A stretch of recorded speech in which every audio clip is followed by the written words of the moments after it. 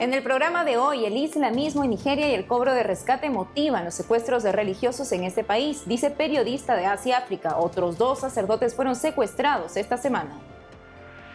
Frente al caso de abusos del padre Rupnik, exorcista advierte que la acción del diablo también está en quienes encubrieron sus crímenes. Desde Colombia presentan el pesebre vallenato, inspirado en el Caribe colombiano. Será beatificado el primer obispo de Uruguay, Monseñor Jacinto Vera. Coro de niños acólitos en Perú presentan nuevo villancico ante la pronta llegada de El Salvador. Hola a todos, hola Eddie, ¿cómo estás? Bien, gracias Nati, un gusto estar contigo y con nuestro público desde nuestros estudios en Lima, Perú. Bienvenidos a su noticiero EWTN Noticias, yo soy Natalie Paredes. Soy Eddie Rodríguez Morel, gracias por estar con nosotros. Empezamos las noticias contándoles que ya son 4 días los que lleva secuestrado un sacerdote en Nigeria. El crimen se suma a la larga lista de secuestros de los que son víctimas sacerdotes y religiosas en este país. Para saber más, entramos en contacto con el editor de Asia África, Jude Atemanke. Él está en Camerún, país limítrofe con Nigeria. Gracias por atendernos, Jude. ¿Cómo secuestraron al padre Christopher Ojide el sábado último? Sí, muchas gracias por recibirme. Este incidente ocurrió exactamente el sábado 17 de diciembre. Según la información que obtuvimos de su diócesis, el sacerdote es vicario de la parroquia Santa María Asunta. El padre Christopher salió de su residencia para dirigirse a comprar combustible. Fue ahí que fue secuestrado por hombres armados aún por identificar. Desde entonces, el ordinario local de la diócesis nigeriana de Umuahia ha estado apelando al pueblo de Dios para orar por la liberación del padre Ojide, secuestrado desde el 17 de diciembre. Este lunes un sacerdote fue liberado también por sus secuestradores en Nigeria. Hemos escuchado de otro secuestro desde entonces. ¿Por qué son tan frecuentes los secuestros de sacerdotes en su país? Sí, es algo muy frecuente en los últimos años que parece ser un proceso continuo, sino una intención deliberada, de islamizar a parte de los nigerianos e imponer la ley de la Sharia. En algunas partes del país, esta ley islámica coexiste con las leyes seculares, por lo que los secuestradores siempre secuestran a personas y parece que el objetivo son los cristianos, porque piden rescate o a veces los matan. Recuerden la masacre de Pentecostés el domingo 5 de junio, donde hombres no identificados abrieron fuego y mataron a decenas de cristianos que estaban celebrando el culto en esa iglesia en particular. Parece que están librando una batalla para imponer la religión islámica en algunas partes de Nigeria y, por supuesto, están encontrando mucha resistencia porque los cristianos no se rinden. Ahora el país se prepara para las elecciones de febrero del año que viene y hay muchas expectativas de que tal vez el próximo líder tenga que abordar esta cuestión de la persecución de los cristianos en Nigeria, que es muy evidente hoy en día.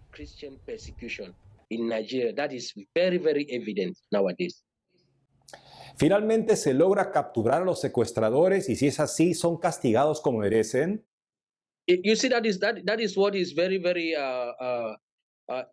Esto es algo muy doloroso de los secuestros.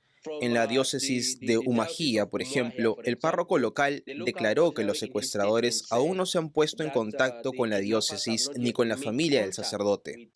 Así que seguimos esperando y rezando para que lo liberen, porque normalmente lo hacen, pero después de negociar y de pedir un rescate que la gente realmente no puede pagar. Esto es algo que no solo debe preocupar a Nigeria, sino a toda África, porque su único delito es amar a Jesús. Por ejemplo, en Camerún disfrutamos de libertad religiosa. Esperamos por nuestros hermanos y hermanas en Nigeria. Los secuestradores siempre se van sin ser castigados. No se ha hecho nada.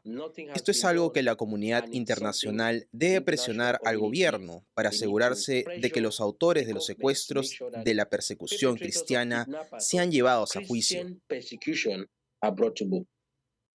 Gracias, Jude, por informarnos de estos casos en Nigeria. Muchas gracias. Seguimos en contacto por novedades sobre la liberación del padre Abraham Kunat. No hemos recibido confirmación oficial si ha sido liberado, solo informes al respecto, pero aún no es oficial, por lo que les mantendremos informados sobre la liberación del sacerdote que pertenece a la arquidiócesis de Kaduna en Nigeria. La Curia General de la Compañía de Jesús publicó este miércoles una cronología de las investigaciones sobre las acusaciones contra el sacerdote y artista Marco Rupnik. El jesuita es acusado de haber abusado de al menos 9 religiosas. El padre Marco Rupnik es un conocido artista cuyas obras están en el Vaticano, el edificio de la Conferencia Episcopal Española y el Santuario de Fátima, entre otros, según Así Prensa. La cronología señala como fechas claves: octubre 2018. El delegado de la Curia jesuita en Roma recibe denuncias sobre el padre Rupnik de haber absuelto a una víctima con la que tuvo relaciones sexuales. Mayo 2020. La Congregación para la Doctrina de la Fe confirma que el padre Rupnik absolvió a su víctima de abuso. Es excomulgado. Ese mismo mes se le levanta la excomunión. El superior general de los jesuitas, padre Arturo Sosa, confirma a Associated Press que se le levantó la sanción a Rupnik porque reconoció los hechos y se arrepintió. Octubre 2022. La Congregación para la Doctrina de la Fe dice que los hechos están prescritos, no se puede proceder a ningún juicio. La cronología de los jesuitas no menciona en ningún momento al Papa Francisco. Ahora entramos en contacto con el padre Francisco Torres, exorcista de la diócesis de Plasencia en España. Gracias por atendernos. Padre Francisco, frente al caso del famoso padre Marco Rupnik, sobre el cual pesan graves denuncias de abuso sexual, el Papa ya ha dicho que en abusos cometidos por sacerdotes está la acción del demonio. En el caso del jesuita Rupnik, el investigador del Vaticano ha pedido a los jerarcas de la Iglesia que ocultaron sus crímenes pidan humildemente al mundo que perdone el escándalo. Entonces la pregunta es, ¿encubrir abusos sexuales es demoníaco? Bueno, el caso del padre Rupnik nos ha conmocionado a todos, ¿no? Por lo unido que está este nombre, esta firma, en el mundo del arte, en el mundo de la belleza y de la evangelización que a través de ella se hace. Con lo cual es un caso muy triste, que hay que tener mucho tiento, mucho cuidado al tratarlo. Es cierto que detrás de todas estas aberraciones sexuales, de estos abusos de conciencia, de estos abusos sexuales que se cometen, me da igual por parte de sacerdotes o por parte de seglares, ¿no? Está siempre la acción de Satanás, que es pervertido y pervertidor, como dijo el Papa San Pablo VI, y que busca siempre hacer estragos en todas las personas.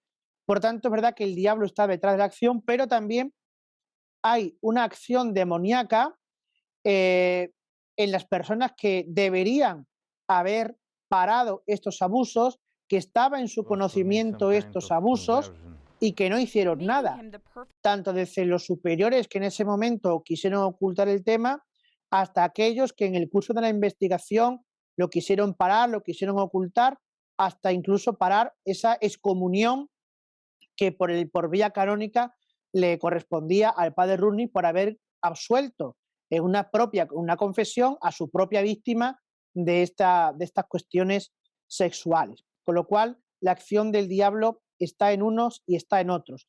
Más grave, si cabe, puede ser en estos últimos, porque callan la verdad, dejan que la mentira siga su curso, como si la mentira fuera lo que salvaría de alguna manera la situación, el prestigio de la Iglesia, y las consecuencias son letales.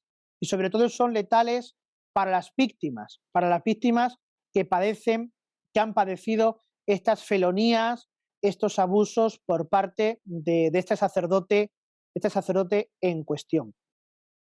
Cuando uno ha visto o ha leído al menos los testimonios que se han ido publicando de estas víctimas, uno se da cuenta, ¿no?, hasta qué punto el demonio en la mente y en el corazón de un sacerdote puede pervertir algo tan sagrado como es la liturgia, como es la Santísima Trinidad, como es el dogma católico, ¿no? Y cómo puede ser, de alguna manera, el nombre de Dios tomado en vano para conseguir doblegar la voluntad de estas víctimas a acceder a estas brutalidades y estas aberraciones sexuales. El demonio, como os he dicho otras veces, ¿no?, y creo que estamos todos de acuerdo, el demonio anda muy suelto, el demonio es como ese león que dice San Pedro, que ronda buscando Santiago, que ronda buscando a quien devorar, que tenemos que resistirle firmes en la fe. Este caso del padre Rupnik no debe hacernos dudar nunca de la santidad de la Iglesia, de la santidad y la excelencia del sacerdocio católico, pero sí ponernos en guardia para ver cómo el sacerdote es débil, necesita de la oración del pueblo santo de Dios, y cómo los jerarcas, los superiores, los responsables de la Iglesia, pues también pueden ser atacados y pueden ser confundidos por las estrategias y las mentiras de Satanás, y necesitan también de la oración del pueblo de Dios para hacer siempre juicios acertados y tomar soluciones que vayan encaminadas al bien de la víctima, a la reparación del pecado, pero también a la salvación del alma del abusador. No podemos olvidar que, a diferencia de los juicios del mundo, el abusador, el delincuente, también tiene que salvar su propia alma, tiene que reparar su pecado, tiene que ser perdonado y mostrar ese arrepentimiento y esa reparación ante este mal. Gracias, Padre Francisco Torres. A ustedes. Ahora las noticias desde Colombia con nuestra corresponsal Lida Lozada.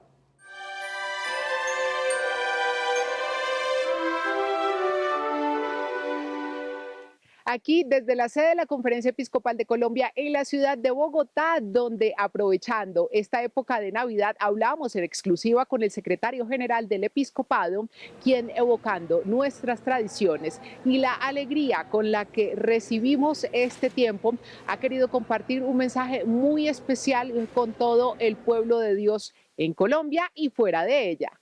Contemplando ese pesebre de Belén, todos y cada uno de los que hacemos parte de esta nación colombiana, pero también todos los que hacemos parte de este santo pueblo fiel de Dios, añoramos el nacimiento de Cristo Jesús como nuestro Señor y nuestro Salvador. Esa es la razón por la cual todos nosotros nos saludamos en este tiempo diciéndonos Feliz Navidad. Quisimos también preguntarle al prelado frente a lo que fue prioridad en el trabajo para la Iglesia Católica Colombiana durante este 2022. No dudó en hacer énfasis sobre el compromiso de la Iglesia con la reconciliación y la paz de Colombia. También nos dio a conocer algunas de las que serán las prioridades para el 2023. Desde la apertura una vez más, o más bien la retoma una vez más de los diálogos de paz con el ELN, como todas esas iniciativas, como dice el informe de la Comisión de la Verdad, de la paz grande que tanto añoramos nosotros como colombianos, y el acompañamiento que ha hecho varios obispos con sus iglesias particulares de procesos y de iniciativas bien interesantes, como las que conocemos, por ejemplo, en Buenaventura, pero además en otros sitios, como es el caso de Arauca, de Tumaco y del sur de Bolívar. Y desde la diócesis de Valledupar, en el departamento del Cesar, queremos compartirles un pesebre muy especial, no solo por sus proporciones, sino por las características territoriales y culturales a las que está adaptado, concretamente a las del Caribe colombiano. El sacerdote Jesús Torres, párroco del templo La Natividad de María en la ciudad de Valledupar, donde se encuentra ubicado este pesebre, nos comparte las novedades que trae este año la construcción, detrás de la cual hay muchos fieles que aportan y también varios meses de trabajo. Queremos resaltar para este año que hemos colocado la nueva catedral de la diócesis de Valledupar, la nueva fachada de nuestra parroquia. Hemos resaltado los temas bíblicos, las profecías de Isaías, la presencia de Juan el Bautista y el misterio de la encarnación, del embarazo de María, también su nacimiento. Y como súplica especial nos hemos atrevido en este año a colocar un tren en el pesebre, pidiéndole al niño Jesús que dé trenes a nuestra patria, a Colombia, para favorecer el desarrollo de nuestro país. Desde Colombia y deseándoles desde ya una feliz Navidad, Lida Lozada para WTN Noticias. Hacemos una pausa y al volver será beatificado el primer obispo de Uruguay, Monseñor Jacinto Vera. Coro de niños acólitos en Perú presenta el nuevo villancico ante la pronta llegada del Salvador. Ya regresamos con más noticias con Enfoque Católico.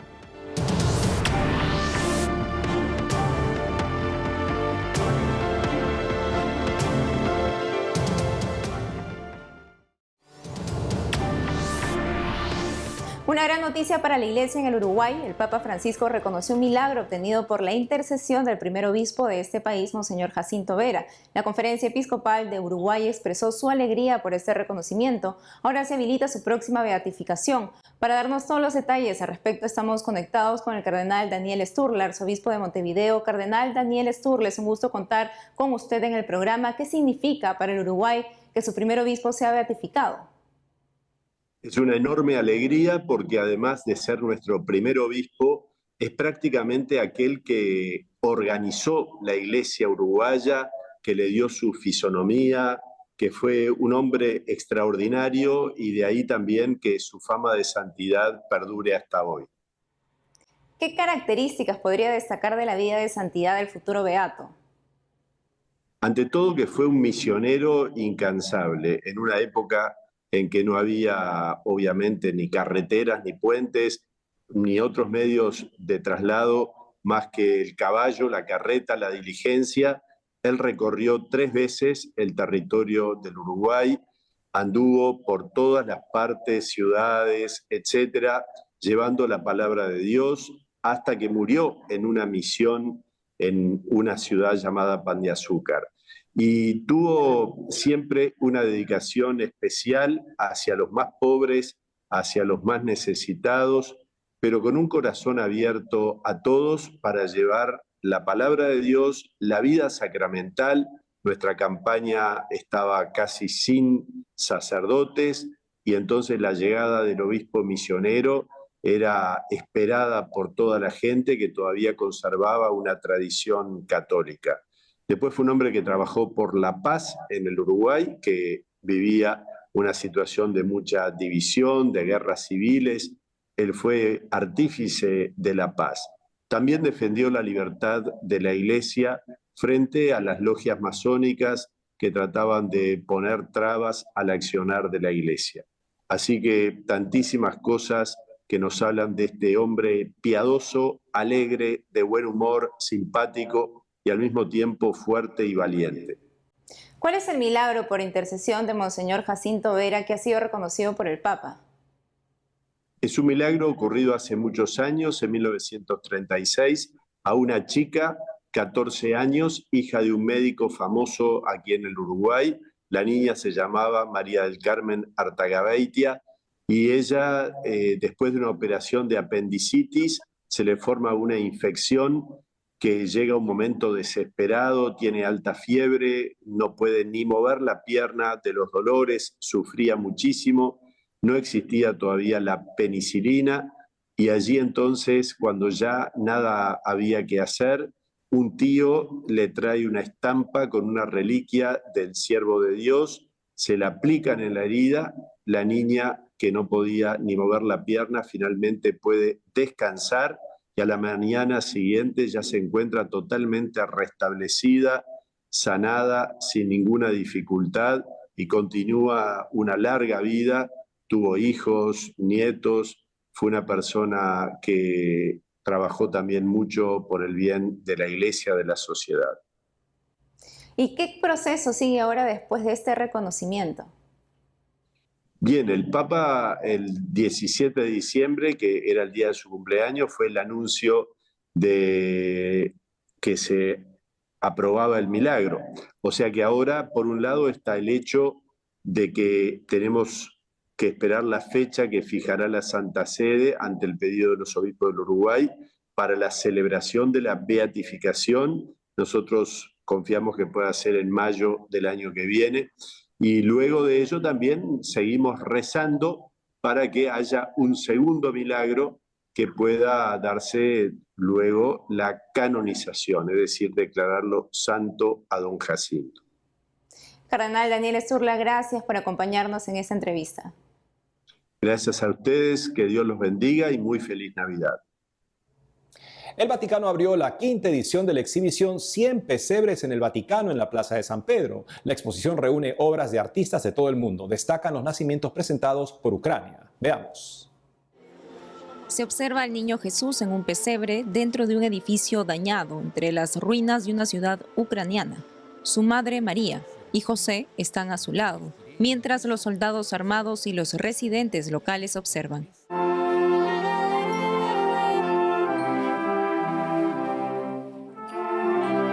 Esta es solo una de las 130 escenas de los belenes realizados por artistas del mundo que se presentan en la exhibición 100 pesebres en el Vaticano, en la Plaza de San Pedro. Los organizadores decidieron colocar los 2 belenes que representan a Ucrania al inicio y al final de la exposición para expresar su solidaridad con los ucranianos. Invitan a los visitantes a reflexionar sobre la dureza de la guerra. El mensaje es muy simple. No podemos olvidar, haciendo el paso entre un nacimiento y otro, que al final la gente sigue y sigue siendo para nosotros la responsabilidad de construir la paz.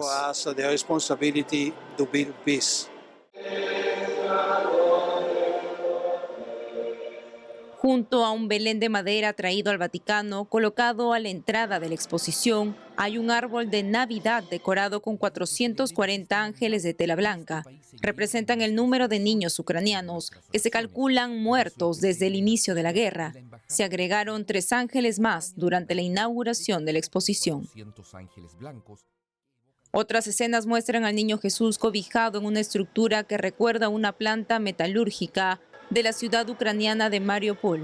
La escena, titulada Navidad en la ciudad de Mariupol, fue creada por Teodosia Polotniuk, una monja de Donetsk, apasionada de los belenes. Le pedí a esa monja que hiciera el Belén basado en lo que está pasando en Ucrania, que está en esta situación. Vemos que todo está destruido, no tenemos nada, pero lo tenemos todo porque estamos cerca de Jesucristo. También se puede ver un Belén tradicional con María, José y el niño Jesús en un establo rodeado de animales. En otro, la Sagrada Familia está dentro de un palacio del Vaticano con el Papa arrodillado para adorarlos. Otras escenas muestran a la Sagrada Familia en otras situaciones dramáticas del mundo de hoy, acurrucados dentro de un autobús de Roma o en un camión de bomberos, encaramados en las rocas junto a un barco de migrantes a merced de los mares tormentosos o metidos en una botella. La exposición 100 pesebres en el Vaticano está abierta al público durante todo el tiempo de Navidad hasta el 8 de enero de 2023. Espera enviar una señal de paz y esperanza para el pueblo de Ucrania. El coro de niños acólitos de Huancavelica en la Sierra del Perú presentan un nuevo villancico. Escuchemos Hermoso Bebito cantado en idioma quechua. Hasta mañana.